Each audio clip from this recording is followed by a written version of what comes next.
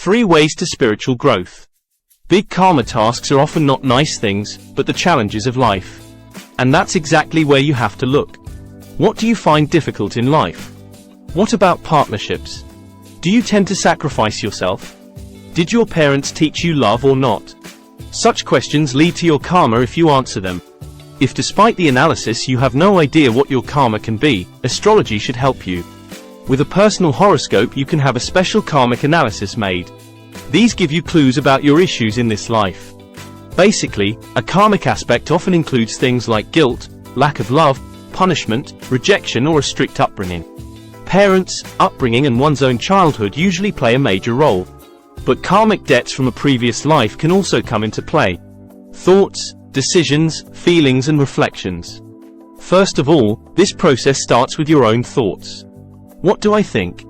Are my thoughts mostly negative, or am I a positive thinking person? Thoughts reflect our worries, fears, hopes, and desires. These are shaped by my actions and decisions. We often make our decisions in such a way that we can use them. For this we also sacrifice attributes such as love or friendship. We don't listen to our gut instinct, but act according to material aspects. When we live like this, our thoughts are shaped accordingly. These are not always friendly when it comes to high social status, power, or money. But it is important that you recognize that the way we think, act, and make decisions are intertwined. We achieve spiritual growth when the ego is reduced. This means that we have to live more consciously and think about our decisions. For this, it is important to classify the material aspects of life as less important. Instead, other attributes such as compassion, helpfulness, trust, or loyalty may emerge and act more strongly. This change in life initially takes place in everyday life. Those who choose to grow spiritually will now be living consciously. Mindfulness and attention are the tools with which the environment can be well perceived.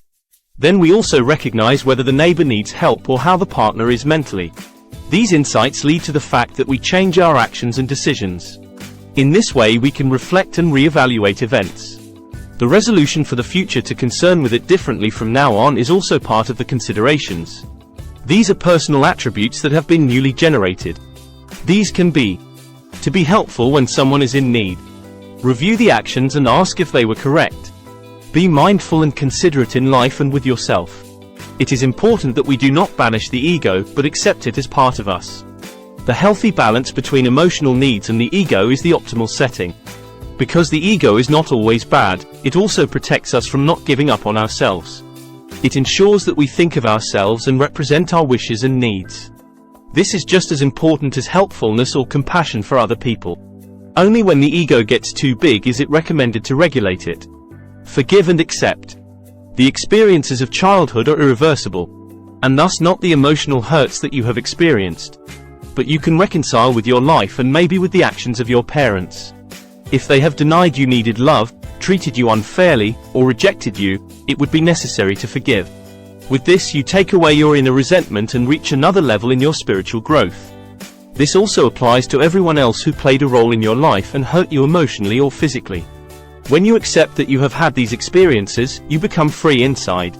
As the leading platform for native advertising and content recommendation, RevContent uses interest-based targeting to select content that we think will be of particular interest to you. Those who do not sincerely repent are better off staying,